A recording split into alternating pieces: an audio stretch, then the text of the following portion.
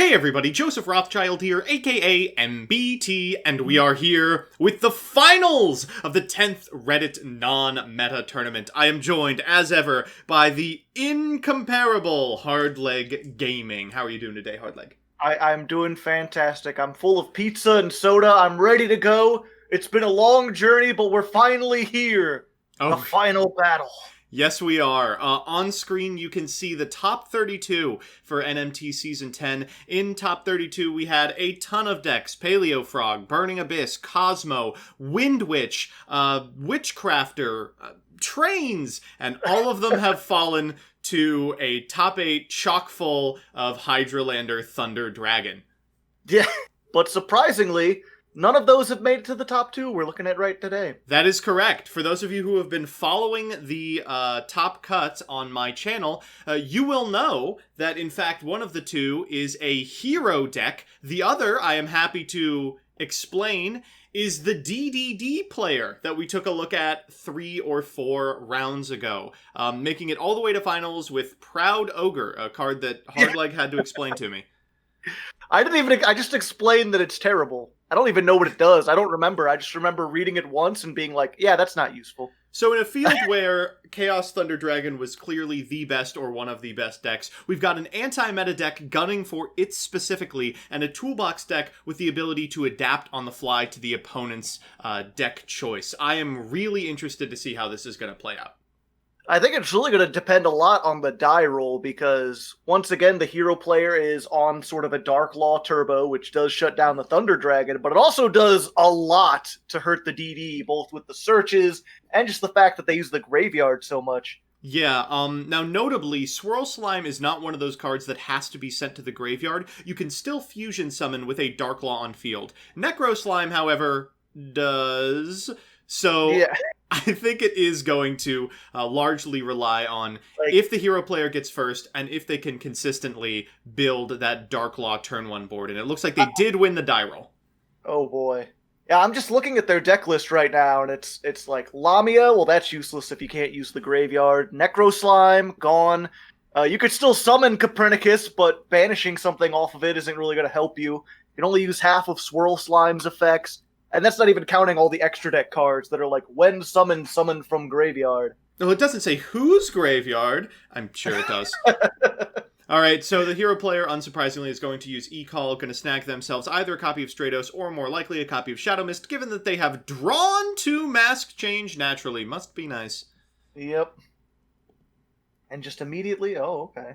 Alright, let's figure it out. Dark Contract with the Gate is a fantastic rip off the top, but unfortunately... it doesn't really do what they're hoping for. I do like that the hero player is saying in chat, do I play into Ghost Ogre or not, with complete knowledge that the opponent does in fact have the Ghost Ogre in the hand. Yeah, probably. I mean, I'm trying to remember, Dark Law, that does activate if he tries to search. So unfortunately for the Ghost Ogre holding player, while Dark Law does activate, Ghost Ogre is unique among the Ghost Girls in that it has to be sent from the hand to the graveyard as cost. So well you are not actually even able to activate the effect of Dark Law. Rip. Alright, Stratos will be added to the hand, and we will see the Dark Law activation here. What do we snag? Oh, that's actually pretty much the best possible thing. Ragnarok was not going to do much in a hand that has to contend with a Macrocosmos. Alright, but he could still use the Swirl Slime. It's not pretty, but it does work. We can go into Oracle King Dark here, which does have more than 2,400 attack. Threatening this is fantastic. There's actually not a clean out in the hero player's hand. They can Mask Change into an Anki and crash, but that's terrible. Yeah. Then you're just both losing resources. Okay, so he managed to out it, but he's lost 3 of the 5 cards, or 3 of the 6 cards in his starting hand. Okay, so we've still got a copy of DD Orthos. We can normal summon that and go into Genghis. That's a reasonable enough start, but Genghis is really at its best when it's able to flex into a further pendulum summon, which of course we know it won't be able to. Gilgamesh, my apologies. They all sound the same. I was about to say, I'm like looking at Orthos, like, can this thing fusion summon? Listen, I'm not racist, but every DDD looks the same to me. I think you might be racist there, son. The TDDs are very, very... Some are slime, some are big guys in chairs. Get your disgusting 12 packs back to wherever you came from. You can see the Ash Blossom and Joy Spring the draw for turn, the Infinite Impermanence putting an end to the DDD player's turn, but if you're the hero player, you do have to be sweating. If you don't win the game this exact turn, the Dark Contract with the Gate alone is probably enough to win the game. Yeah, and the thing about heroes is that a lot of their removal is either like big number battle or it's destruction. So getting rid of that Gilgamesh, he's just going to be able to float into something out of his extra deck. And some of these other things, like being able to go into Wave Oblivion King Caesar Ragnarok, like that's going to be a big thing to deal with for the hero player. Now, notably, Gilgamesh does float if we go for the Dark Calling here and fire it off in order to summon a Malicious Bane. So we will see something particularly nasty summoned to the field at resolution of this effect. Possibly. All right, off he goes to the graveyard. Let's see it. There's a lot of potential because I believe Gilgamesh can summon, just about anything. Looks like he's just going for the defense. We are going for Wave King Caesar. This is a card. If it's destroyed, he gets to add a Dark Contract from his deck to his hand. I do like this this play. It understands that, yes, there is nothing that's really going to be able to contend with the 3200 immune from battle, immune from card effects monster, but it will be easier to finagle a win out of this if we can go Dark Contract with the Gate into Dark Contract with the Swamp King. Yeah. I don't know, like I said, I'm still kind of surprised he didn't go for Caesar Ragnarok. When an attack is declared involving this card, he can return a contract to his hand and then equip one monster non-targeting to it. Broken.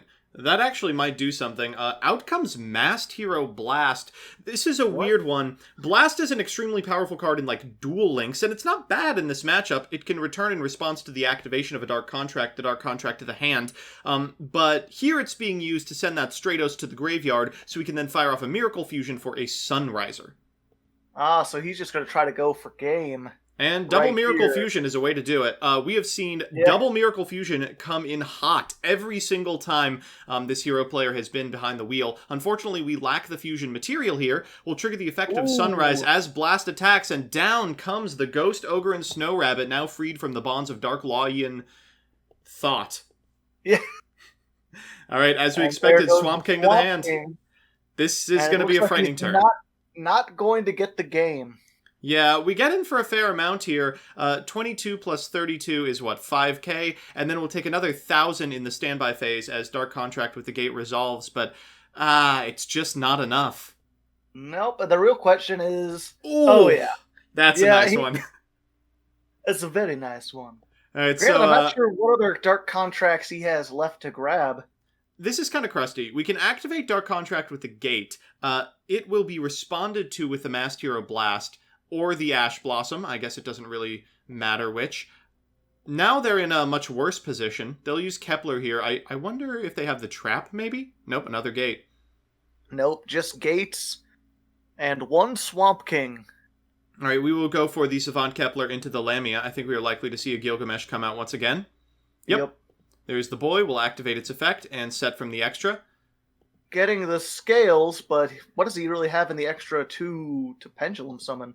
Well, we're going for the Go and the Cerberus here. Wow, okay. That is a 6 and a 0. Ah, I see. All right, we're going to Pendulum Summon 2. Outcome Orthos and Savant Kepler, a 1. The Cerberus can change, the Cerberus can change levels, and you've got a tuner now. Ooh, this is cute. So from this position, we can go into a rank 4 or a rank 8 Synchro. The Blast could negate the effect of the Cerberus by putting it back in the hand, but they know the Swamp King is lurking. If they don't save Blast's effect exactly for Swamp King, they'll just die to the big beefy fusions. Yeah. He's activating Go. Oh yeah, that's to prevent himself from taking damage, I believe. Yep.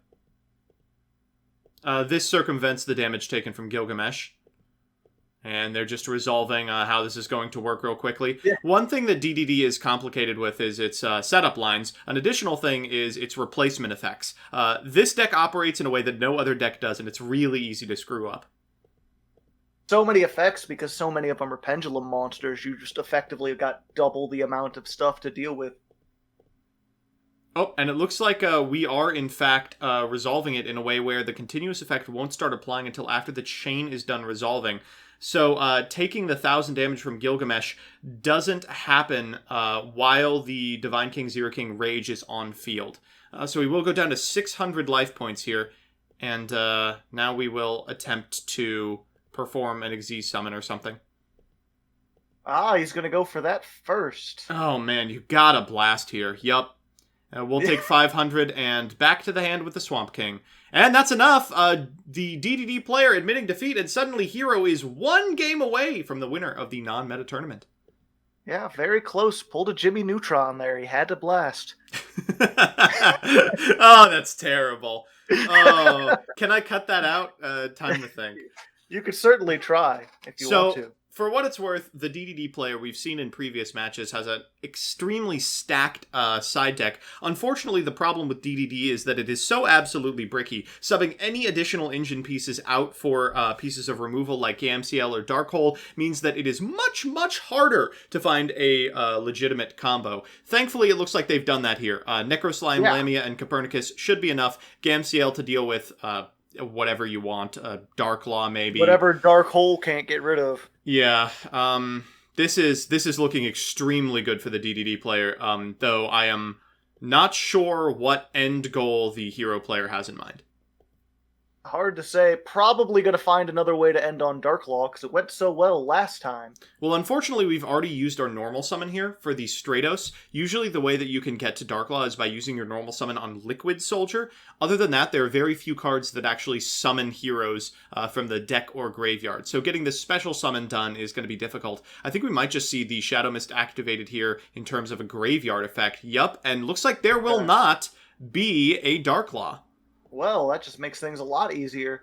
Yeah, polymerization being added to the hand here, keeping the Malicious in graveyard because of its applications both with Cross Crusader and follow-up plays with a Dusted Gold. Cross Crusader coming down now, bringing back the Malicious. We can use its effect to search another hero, probably an Honesty Neos. Yep, there it is. Yep. And now what do you want? It's like Honesty Neos and Dark Law are pretty much... That's it for defensive plays as far as the hero player is concerned. The only other thing you can really do is like sit on Malicious Bane and hope they can't get over it. Hold up a second. You can't do that. Reinforcement of the army searches warriors, and Evil Hero Dusted Gold is a fiend. This is a classic problem. You gotta play foreign Adusted Golds for this reason. Yeah. I mean, it's a common mistake. All the other heroes are warriors. Exactly. We'll fire off this polymerization and, I don't know, end on Ab-Zero. Nope, going for the Sunriser, we can trigger the effect of the Liquid Lad that we sent. Out comes the Miracle Fusion. Ooh, and we drew the other one. Hey. And this is kind of crusty. This hand could have gone into Plasma, it could go into Dystopia, but we know that because of, I believe, Fusion Destiny's ban in this format, those setups are not really as available, and as a result, our hero player is playing kind of a blind second build with very few turn 1 setups to speak of. Yeah, I think the only other thing he possibly could have done if he had drawn into, say, Mask Change is do the whole thing where you go into Absolute Zero and then set the Mask Change so that you can put it into Acid during your opponent's turn. Yeah. But without that, it's something that the DD player can trigger at his leisure. I mean, he could just Dark Hole now, and that's it for your board. Yeah, this is why... That's exactly what he's gonna do. There we go. This is why, in the TCG at least, those Plasma and Fusion Destiny Dystopia setups are so critical to the deck. Otherwise, you're just sitting on a board that doesn't really float, doesn't accomplish anything. They just stare you down and demand removal, and it turns out every deck has a ton of removal. Yeah. And we're gonna go for Copernicus here. Not a lot of people playing Dark Hole. I guess they must have banned Lightning Storm. I would imagine. Yeah, in the non-meta tournament. Interesting that he's playing 3 Dark Hole, no Raigeki. Ugh, this is such a weird, difficult thing to figure out. What do you want to do with Copernicus in a hand where you don't have a Swirl Slime in your opener? And then what do you want to negate from your opponent's side of the field? Infip coming down on the Gilgamesh activation, but really that's not the worst thing in the world. It'll probably prompt a pass here, but you I can't think help that but ends his feel turn. if maybe the Necro Slime was sent, they could have accomplished something else. It's a rough call to make. Well, I mean, they can send the Necro to revive the Lamia, can't they? Is And that then what does he have in the enough? graveyard? He might be able to fusion into a Gilgamesh and get his plays started. We could go into another Gilgamesh to put the other Gilgamesh in the graveyard and then Oh, use Necro and Gil. I did the exact opposite thing that you did last time. I meant to say Genghis. Ha! Who's racist now? Hardleg, you're cancelled. Welcome to the MBT channel where everyone's racist. All right. Against DDDs. It is going to be the end of the turn for the DDD player. Unfortunately, it looks like that's all we're going to be able to accomplish, threatening the float as the only piece of interaction. Obviously, the playmaking ability of the hero player is greatly diminished. They've gone through their combo one time, meaning a lot of the relevant stuff is out, but that doesn't mean they're out of the game. Oh, yeah. Hero lives into Shadow Mist here is just so devastating. Yeah. Don't forget, does Gilgamesh have to hit the graveyard to activate its floating effect? It does not. It just has to be destroyed. All right, so we're going to Solid Soldier into Stratos and activate Stratos in order to search something. And there's the Adusted Gold. So once again, just going for the OTK, and the question is, does he have anything he can float into that might be able to stop this? Probably. God, Dark Calling is such an insanely powerful card. When the power level of the format is just a little bit lower, I mean, Malicious Bane is absolutely everything Hero could ask for. A Regeki, almost impossible to get rid of, doesn't lock attacks. I mean, it's just incredible. Doing a massive think, Judy Hops. Whoa, and going for Cursed King Siegfried. Wait, I love this. This means they'll have to structure their attacks in a very specific way because Miracle Fusion or Mask Change pre-combat is not going to resolve. Yeah, one of the two. The question is, can he use just one of them and still OTK? And I guess we're going to find out. Out comes Wonder Driver. That's cute. Miracle Fusion comes down. That'll definitely fiend the Siegfried. Yeah, but of course, if you summon something under Wonder Driver, he gets to search another fusion, doesn't he? Yeah, and there's no OPT on Miracle Fusion. Hilariously, if you activate Mask Change here, flexing into DN, I think you can just activate Miracle Fusion afterwards. Whoa, whoa, whoa, whoa, whoa! Whoa! No, don't do it! Oh, and here comes the DN.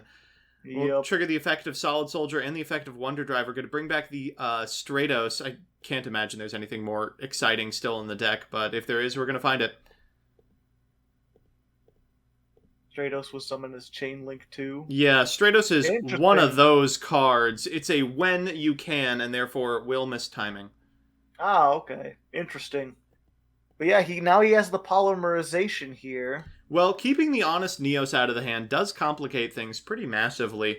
It means that this poly is going to have to go a very specific way if they want to trigger the Honest Neos. Sunriser is probably still good enough. As the DN attacks, we can trigger the effect of the Sunriser in order to send the Siegfried to the graveyard and then get in with the remainder using Honesty Neos to edge out lethal. And this feels like the end of the game. Is this game? Ooh, not even using Riser says, technically, I have lethal anyway. We're activating the effect of DN here to summon back Stratos and trigger it as well. God, who knew DN had an effect? Oh, it has to be from the deck. Sure. That's fine, I have 3 Stratos. Alright, so we're going to go for the mandatory Sieg trigger first, and here we go. Welp. 26...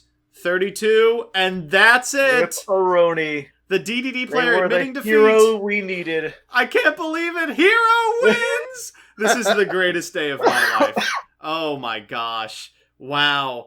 And with that, the champion of the 10th Reddit non-meta series is Mr. Eternal Nordic Champion. I mean, they picked the name for what they wanted, although they didn't play Nordics. Yeah, you know what they say, dress for the job you want, not the job you have, and also play double Sunrise or double Miracle Fusion. I remember the day that my father told me those fantastic words. Yep, right before he went out to get milk. He'll be back. Came back. He'll be back. He'll be back. someday. And we'll be back with the next non-meta tournament at some point in the future. We've done a couple of these Reddit tournaments in a row now, so I think there will be a little bit of a break between them. But for the time being, I thank you all so much for joining us on this wonderful journey through the dregs of what would be meta if the top 8 decks were completely gutted. And of course, immense thanks to the incomparable Hardleg Gaming for jumping on. It's been fun. I had a fun time. It's nice looking at this, trying my commentary skills out. Let me know if you want me back for more of that, or if you'd prefer that MBT found someone else. Yeah, chat, can we get a Hardleg appreciation thread going? Yeah. All right. I'll comment in it. I'll do it. We'll see you all next season, and until then, good luck!